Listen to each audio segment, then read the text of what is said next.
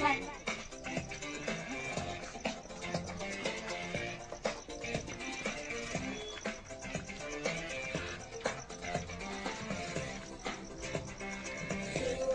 Leh Zan In, hàng ngưu đen nhân sĩ đâu phải xuống Leh Zan In, hàng ngưu đen nhân sĩ.